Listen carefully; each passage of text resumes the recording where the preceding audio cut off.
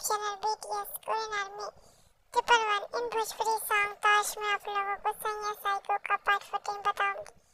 चलिए story start करते हैं। पिछले पार्ट में हमने देखा था कि ए और जेके जो कि मिल चुके थे, ये दोनों ही बहुत ज्यादा ही खड़ूस और एटीट्यूड वाले बंदे होते हैं, लेकिन सामने ही आते हैं ते जो कि उससे गले लगा लेता है। आखिर वो चाहता है कि उसकी बेटी का ख्याल हमारा प्यारा सा जेके रखे। जेके जो कि उन्हें बहुत प्राउडली ग्रीट करता है क्योंकि वो किंग होते हैं, जाहिर सी बात है, इस वजह से उसको ग्रीट करता है। को अगर माफिया पे राज करना है तो उसे जिमिन से शादी करनी होगी, क्योंकि जिमिन के पास वो माफिया ट्रॉफी है जिसे पाकर जेके पूरी दुनिया पे राज कर सकता है। हमारा ते तो पूरी दुनिया का राजा था ही, बट वो जेके को भी वही पोजीशन देना चाहता है जो उसे मिली थी। फिर क्या था, इसी तरीके से फिर उसे सारी बातें समझाता है और उसे उसके दुश्मनों के बारे में बताता है। यहाँ पर ते अपने भाई को बहुत ही बुरी तरीके से मार चुका था, इसलिए वो चाहता है कि उसका जो दामाद है वो बहुत ज्यादा ही इंटेलिजेंट है, वो उसकी प्यारी सी क्यूट इनोसेंट की डॉटर को संभाले। लेकिन एक बात, इसमें एक ट्विस्ट है। यहाँ पर ते जो अपनी बेटी का पालन पोषण करता है, वही एक वफादार दोस्त भी उसका साथ देता है। और आज वो भी ते के साथ यहाँ पर आया होता। उसे देखने के बाद जेके कहता है, तो मिस्टर जॉन, आप यहाँ पर क्या कर रहे हैं? हाँ, इतने सालों बाद आप कहाँ थे जब आपकी जरूरत हम लोगों को थी? तभी मिस्टर जॉन कहते हैं, बेटा तुम्हें तो पता ही होगा कि तुम्हें प्रोटेक्ट करने के लिए ये सब हम लोगों ने किया। तुम्हें याद नहीं है जब तुम लोग छोटे थे और बोबम 2 साल का था, तब हम लोगों का कार एक्सीडेंट हुआ था। उस टाइम मैंने सबको बचाने की कोशिश की थी, लेकिन तुम लोगों को मैं अपने साथ नहीं रख सकता था, वरना उन लोगों को पता चल जाता तो वो तुम लोगों को भी मार देते, इसलिए खुद से अलग करना पड़ा। तो उसके लिए मैं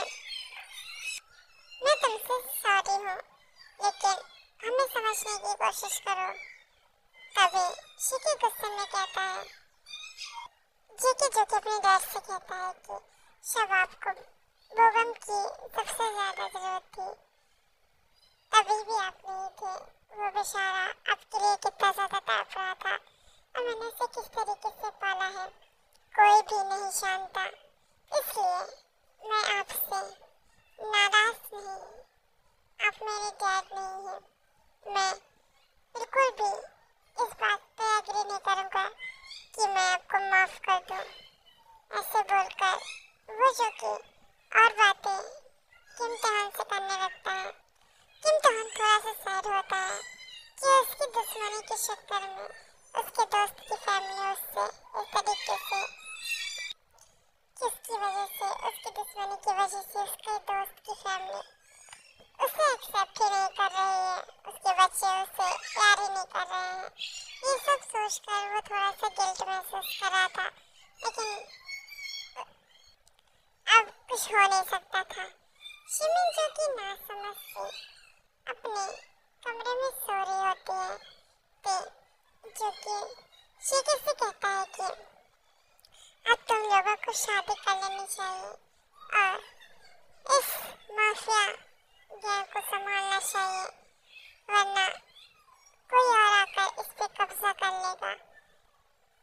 जेके जो कि इस पे हामी भरता है और ते कहता है कि अब मैं इस माफिया गैंग में शामिल होऊंगा और छीनी गई पोस्ट है उसे वापस पाकर तुम्हें अपनी जगह दूंगा। इतना कहकर उस शेखी की पीठ पे थपथपाते हैं सभी, जो कि बहुत ज्यादा खुश होते हैं क्योंकि वहाँ पे रोज के मॉम डैड थे और हमारे शेखी के भी मॉम डैड दोनों ही मौजूद थे क्योंकि दोनों ही बहुत ज्यादा ही माफिया से प्यार करते थे। शेखी का दोस्त माफिया नहीं होता है लेकिन फिर भी वो अपने दोस्त को सपोर्ट करता है। इसी तरीके से सभी जो कि शेखी के ही मेंशन में जाते हैं। यहाँ पर हम देखते हैं कि शेखी बहुत सारे लोगों को लेकर आया होता है। शेखी के साथ शिमिन के फ्रेंड्स भी आए होते हैं जैसे कि अलीसा और उसका भाई और इन्हो और उसके कॉलेज फ्रेंड्स में से हमारी प्यारी सी आयु और लेमिनहो में से लेमिनहो नहीं होता है क्योंकि उस क्रिश के डैड ने उसे मार डाला था और उसमें दिखा दिया था रोड एक्सीडेंट। इस वजह से सबको शेखी इस बात का बहुत ज्यादा डर था। शेखी और बाकी बड़ों को पता था कि उसे मारने वाला ते का भाई है लेकिन बच्चों को नहीं पता था। सभी शेखी बहुत ज्यादा ही खुशी से इस घर में एंटर होते हैं क्योंकि सब शिमिन से मिलना चाहते थे। खासतौर पे ते जब अपनी बेटी को देखता है वो तुरंत उसे अपने पास सुलाकर गले लगा लेता है और शिमिन दौड़कर आती भी है। तभी उसे पता चलता है कि वो उसकी रियल डैड है और उसे खुशी होती है और वो चीकी के डैड को भी बहुत ज्यादा ही प्यार करती थी, उन्हें भी वो गले लगाती है। इसी तरीके से सभी से मिलने के बाद सभी एक साथ डिनर करते हैं और उस मेंशन में अब बहुत ज्यादा ही बातें होने लगी थी जो कि चीकी को बिल्कुल पसंद नहीं आ रही थी। वो सबको चिल्लाकर कहता है अगर किसी ने एक भी आवाज निकाली तो सबको पनिशमेंट मिलेगी। सभी जो कि एकदम साइलेंट हो जाते हैं क्योंकि शेखी का बिहेवियर बड़े बहुत अच्छे तरीके से जानते थे। बच्चे को थोड़ा समझने में टाइम लग रहा था लेकिन फिर भी बहुत अच्छे से समझदार थे सब। इसी तरीके से वहाँ पर कीप ड्रॉप साइलेंस हो जाता है। एक चम्मच भी गिरे तो साफ पता चले। यहाँ पर हम देखते हैं कि हॉबी और बाकी के सर्वेंट्स बटलर्स वो सभी वहाँ पर होते हैं सब जो कि बहुत ज़्यादा मायूस हो जाते हैं। शेखी जो कि उन्हें घूरने के बाद कहता है मन में इस लड़की ने यहाँ पर सबको बिगाड़ रखा है।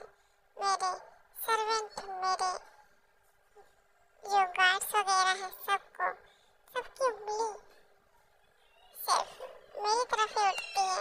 मैं ही सबसे बुरा हूँ। इसने सबको अपनी मुट्ठी में कर रखा है। सब इसकी तरह बनते जा रहे हैं। ऐसे वो अपने मन में कहकर अपने डिनर को एंजॉय करने लगता है। तभी वो बहुत ही प्यार से सबके साथ ग्रीट करके अपने रूम में चला जाता है। वहाँ पर जाने के बाद सभी जो कि अपने रूम में जा चुके थे क्योंकि जेके ने भी सबको कह दिया होता है। सभी आराम करते हैं बहुत ज्यादा ही। यहाँ हम देखते हैं कि शिमिन के कमरे में जेके आता है, उसे अपने रूम में लेकर जाता है और उसे बहुत ही प्यार से अपने करीब सुलाता है और उसके क्लॉथ को रिमूव करके अपने पास सुला लेता है। शेखी और शिमिन दोनों ही क्लोथलेस होते हैं। दोनों ही ऐसे एक दूसरे के साथ चिपक कर सोते हैं। शिमिन को इस बात का बिल्कुल अंदाजा नहीं होता है और वो उसको हकार के सो जाती है। शेखी को भी रिलीफ फील होता है। वो जो कि शिमिन की फुल बॉडी को किस करने के बाद उसे लेकर सो जाता है। नेक्स्ट डे हम देखते हैं शिमिन की आँख खुलती है तो शीके की बाहों में होती है और वो भी क्लोथलेस। ये देखकर वो शौक हो जाती है और वो खुद को छुड़ाने के लिए अपने हाथ बढ़ाती है। तभी शीके कहता है कि चुपचाप सो जाओ प्रिंसेस, क्योंकि मुझे ये सब बिल्कुल पसंद नहीं कि तुम मुझसे दूर जाने की कोशिश करो। समझ में आई? इस बात पर शिमिन कहती है कि शब मैं तुम्हारे को छोड़ी नहीं, तुम किस हक से मुझे अपने पास रखना चाहते हो? ना मैं तुम्हारी गर्लफ्रेंड हूँ, ना तुम मेरे बॉयफ्रेंड। ऐसे बोलकर वो शीके से लड़ रही थी। शीके उसे बड़ी मासूमियत से कहता है कि ऐसा नहीं है प्रिंसेस, अब तुम सिर्फ और सिर्फ मेरी हो। समझ में आया? और तो और तुम्हें मैं अब कुछ दिनों में अपना बना लूंगा। ऐसे बोलकर वो उसे काफी हक करता है। ऐसे ही बोलकर वो शिमिन को अपनी गोद में उठाता है और कहता है कि चलो वॉशरूम चलते हैं फ्रेश होने। तभी वो लोग बाथरूम जाते हैं और वहाँ पर शीके शिमिन को बहुत ही ज्यादा प्यार से किस करता है और उसे शावर देता है और उसे बहुत प्यार से परेशान कर रहा था। ये सब शिमिन को बहुत ज्यादा ही पागल कर रहा था, क्रेजी कर रहा था। वो जो कि मौन कर रही थी। इसी तरीके से लोगों का बाथरूम रोमांस खत्म होता है और शीके जब बाथरूम के बाहर आता है तो शिमिन बहुत ज्यादा गुस्से में होती है और शीके चुकी बहुत ज्यादा खुश होता है। इसी तरीके से ये लोग अब फ्रेश होकर बाहर जाने वाले होते हैं। तभी शीके शिमिन से कहता है कि तुम्हारे लिए ये बहुत बड़ा सरप्राइज है। ऐसे बोलकर मुझे की जाने वाला था। तभी जिमिन कहती है क्या है मुझे भी बताओ। तो जेके कहता है कि अब तुम्हें बताऊंगा नहीं, अब तुम्हें डाइनिंग टेबल पे ही पता चलेगा। ऐसे बोलकर उसे अपनी गोद में उठाकर डाइनिंग टेबल के पास लेकर जाता है और दोनों ही डाइनिंग टेबल पर होते हैं। ओके यार, इस पार्ट को एंड करते हैं। नेक्स्ट पार्ट के लिए वेट कीजिए। सरांग army, love you so much. ऐसे तरीके से सपोर्ट करते रहिए आर्मी।